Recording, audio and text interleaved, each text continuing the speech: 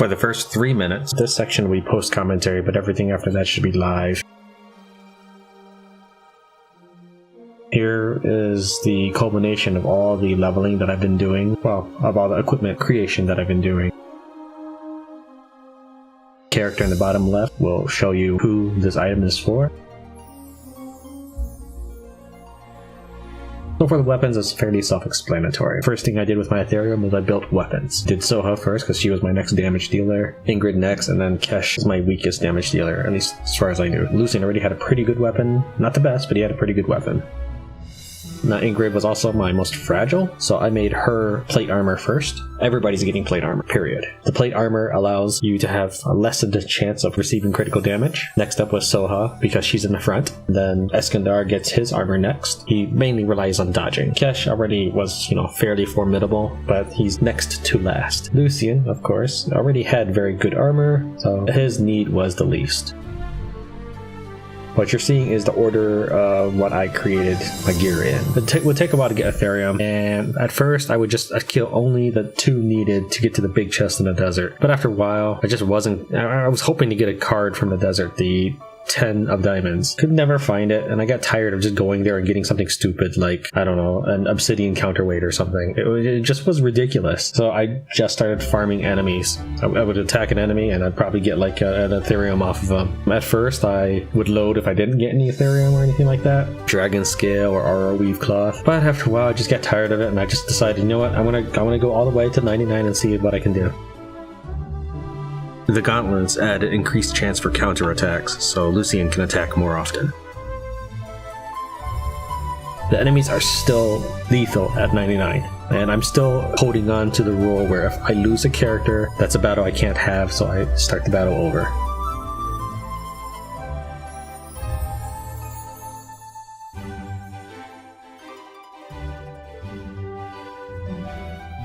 The plate armor itself, chest plate, is way too heavy for pretty much everybody except Lucian, so I did buy some roast beefs of might to give them the minimum capacity needed to equip this armor. But I didn't really want to use consumables off screen, which you're going to see like the skill scrolls and all the random stuff like the Salmon of Health and things like that.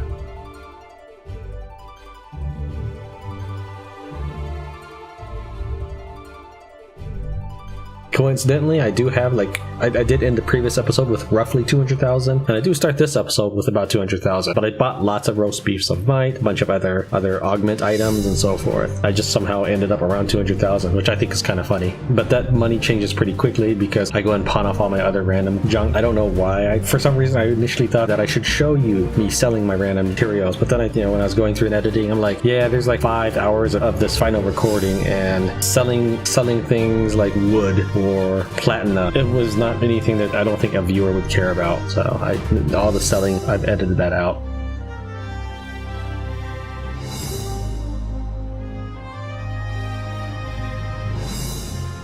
Alright, so from here on out, it is now live commentary. Welcome back to Tran Wins Echoes of Aetheria. Today is November 10th, 2017. It has been a very long time since my last recording. When I was last playing, I spent a great deal of time powering my characters up, which is why I hadn't recorded in a while. I felt that there was a great need to power my guys up. So I'm pretty much loaded with everything I think I really need. And all of my characters have eaten just enough roast beefs of might in order to wear their armor.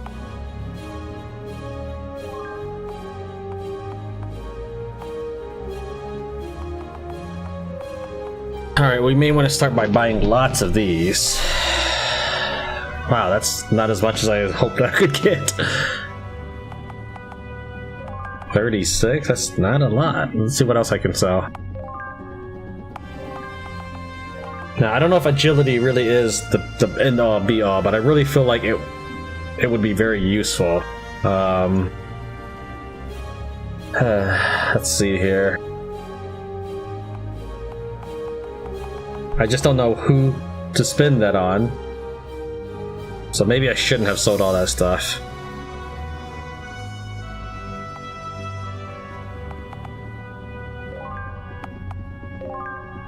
So here's my current set. Oh yeah, you know, I didn't want to eat these off screen, but I have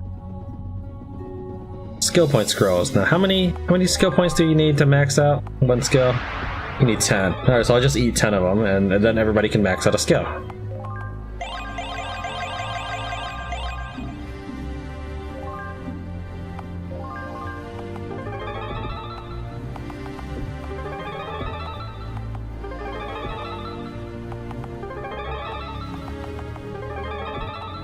There we go.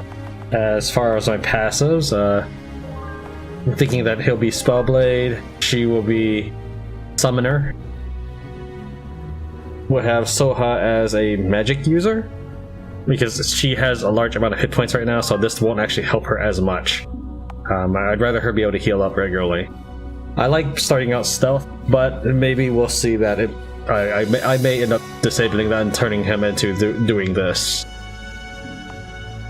Finally, Kesh unfortunately does not get a passive. Let's see here. Is there anything else I need to be concerned about? She does do healing. Doesn't cost her hit points. Like Soha, I would be worried because, like, I was doing some editing and I watched as I deliberated. I never actually spoke aloud while I was pausing, but I was trying to think whether Soha should risk healing Lucian or not. If she risked healing Lucian, she would die. And if she didn't risk healing Lucian, Lucian would die. So I made Lucian guard, and that was the best solution I could come up with. And it worked. Ingrid, however, can heal without risking anything. So can Kesh, however. But I don't really feel like Kesh's skills are that useful, but maybe I'm just a bad Kesh player. So I gave him a bunch of various random abilities, like enhance an ally, heal allies. He's essentially like a cleric or spell enchanter unit. I think maybe I'll boost her. That way she can keep throwing on junk piles and cannons. In fact, I think there were two big nerfs in the game before I ever got to this game. One was nerfing Soha's specialization. And this used to be, I think, plus 50% additional intelligence. Then they nerfed it to plus 150 intelligence. So that sucks because they just keep trying to, I don't know. I don't like nerfs. Especially when the games are difficult. And I say it difficult because I have trouble fighting enemies. And I have, I think, the best gear in the game. So I think that's kind of more like artificial difficulty. I don't really care that much for it, but I'll bear it because I call it Tran wins for a reason. The arena is always set to a normal difficulty, and Ingrid always had a problem with it. That's just yet another reason that I should probably power up. But I really want to power up Eskandar. With this is a percentage bonus, a 25% bonus, but also one of the things that got nerfed, I think somebody said that they would use junk piles to keep bosses busy or something. I don't remember. So I don't know if you used to be able to summon more than one pile or more than one turret before. Now let's go and eat up all this tasty stuff. We'll give Eskandar some hit points because he's got the least. Carrot of Strength.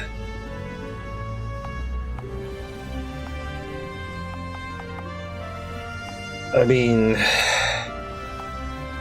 I guess I'll give it to Lucian because Kesh doesn't really attack that much. I generally have Kesh doing defensive stuff. So I'm gonna give all this to Lucian. And perhaps I'm making very bad decisions, but I don't plan to save over this save anyways. Onion of Vitality. Vitality is a defensive stat, so we're gonna share this between Eskandar and Ingrid. So first we're gonna get them even, and then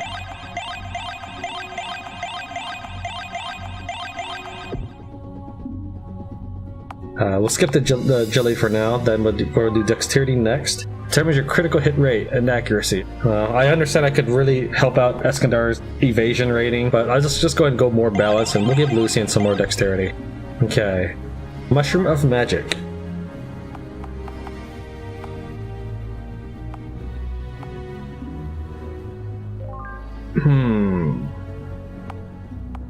I'm leaning between Ingrid and Eskandar. I don't know how much it helps Eskandar. I can't quite remember his combat mechanics. I do think it will help Ingrid though. So let's go ahead and give this to Ingrid. Broccoli of Wisdom.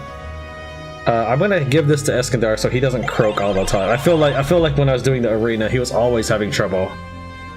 And then this potatoes of agility. We're gonna give all of it to Ingrid, and hopefully she will wreck house.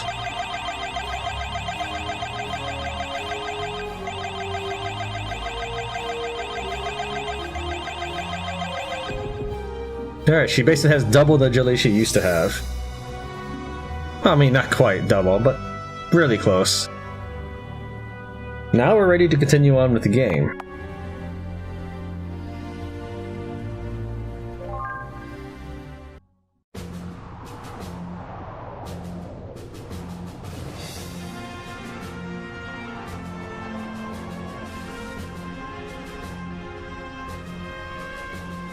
So, I just talk right into this thing.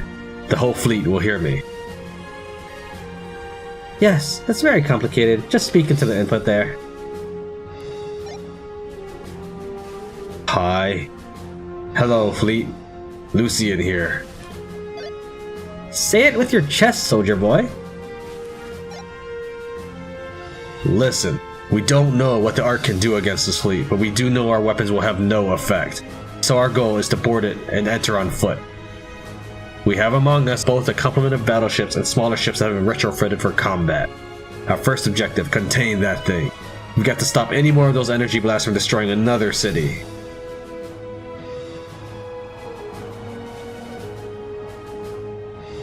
Just as we planned, our battleships must form a stable screen surrounding the Arc. Smaller ships are more nimble. You will act as a swarm of protection for the battleships. Maneuver as needed to contain any energy blasts. You may be able to disrupt them with conventional weapons. If not, ram the damn things if you have to.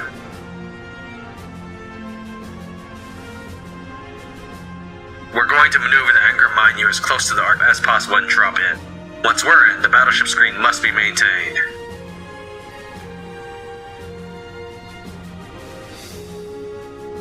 Look around you. Never before have Viridian, Aeolin, Sayonari, Sindrakan, Meritor, and Gondwana all stood together. We've already made history, so let's make some more. We've only got one shot, so let's make it count.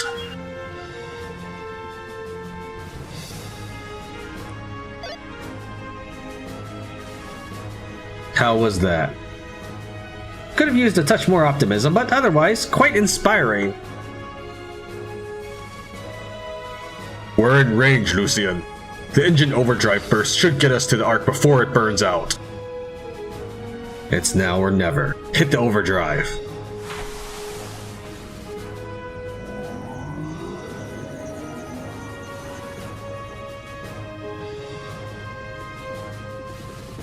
This is as fast as she'll go. Alright, we'd better head to the loading bays. Trahan, you got things handled here? Affirmative, Lucian. This ship's a lot stronger than anything else we've got. Make it a flying wall if you have to. Good luck. I walk diagonally, I'm cheating.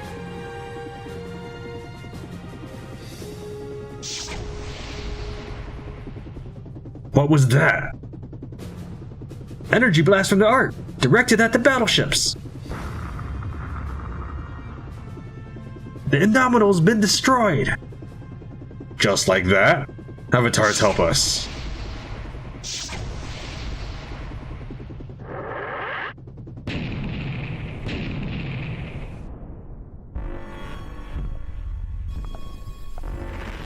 And now, the son of Aldor and his friends approach the Arc Donarium, a minor nuisance, but a nuisance nonetheless. Azra, I'm counting on you. Find Subject 0. Contain him, delay him, kill him if possible. At once, Grand Exemplar Sigmund. Well, Giovanni, isn't it about time you fulfilled your role in all this? You've got that brand new war machine, right? Well, go use it. Head to the perimeter, make sure Lucian's attempts on this fortress don't go unpunished. But... Okay, fine. I will destroy those stupid talls. That's right. Go get him, champ.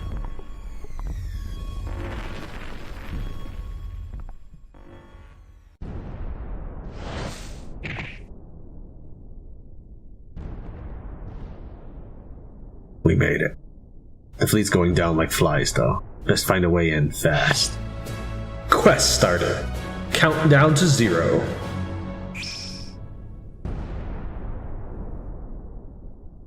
Kesh, you yet live. Grr, why don't you just go away? Sorry to disappoint you. Giovanni, you killed my mate. Prepare to die. Are we channeling Princess Bride now?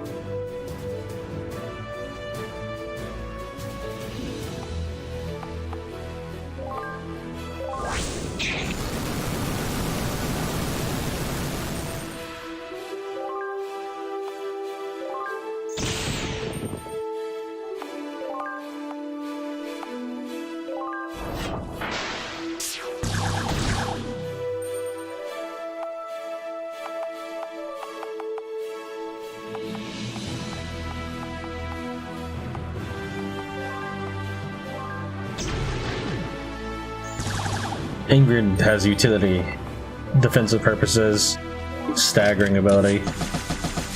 So the reasons why Ingrid may, and I'm still not entirely sure is the best choice, but then I pick Ingrid over Eskandar is Eskandar's just damage.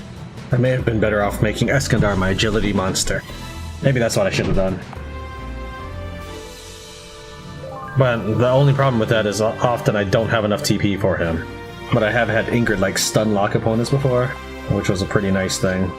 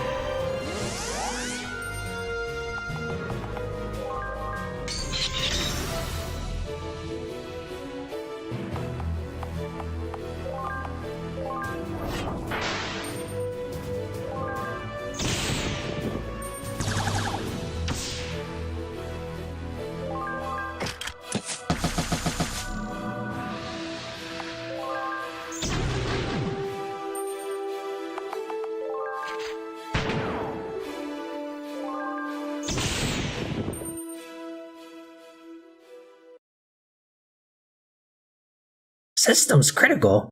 What's this? Core overload imminent?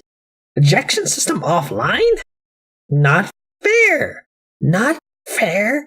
Not fair! I was so close, so close! Just a few moments somewhere and I would be a god! A million curses on you, stupid talls! My family is asleep, so I'm not actually going to shout. Now that's a lot of gear.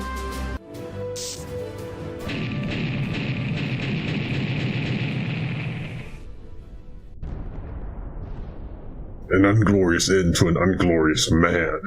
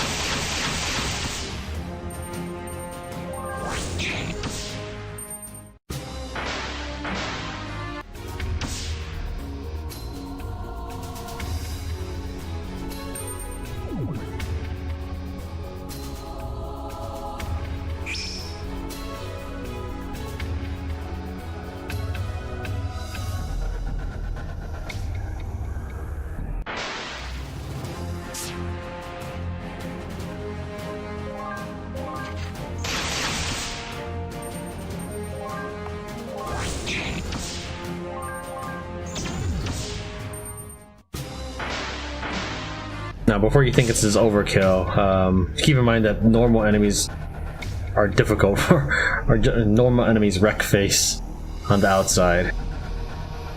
So I don't think I'm over leveled.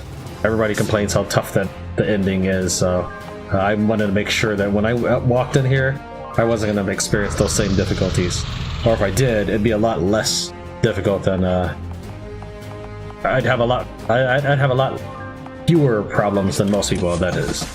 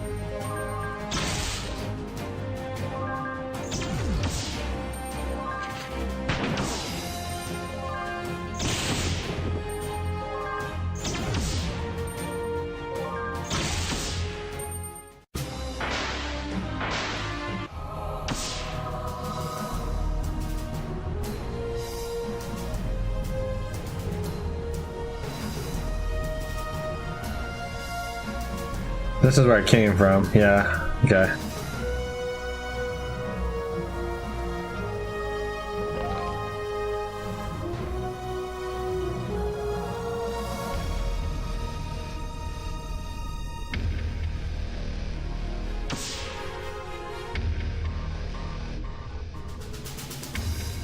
Okay, I don't know what that was about.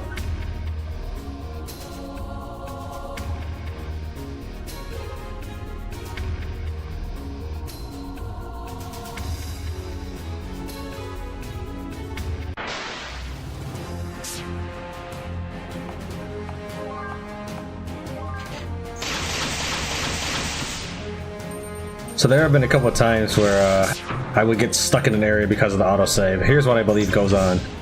When you kill an enemy on the hardest difficulty stuff, and it's what's really going on, it's reassigning the enemy sprite to give you a different party. So when you finish the battle, it autosaves, and then it removes the enemy sprite. So there was a time where I finished the battle, but then it got stuck. And there was another time where I couldn't even finish the battle at all, but it auto-saved after I warped in the desert from one end of the map to the other. Or one end of the screen to the other, so I was stuck there too. So a couple of times I got stuck while farming. So I made sure to get real strong.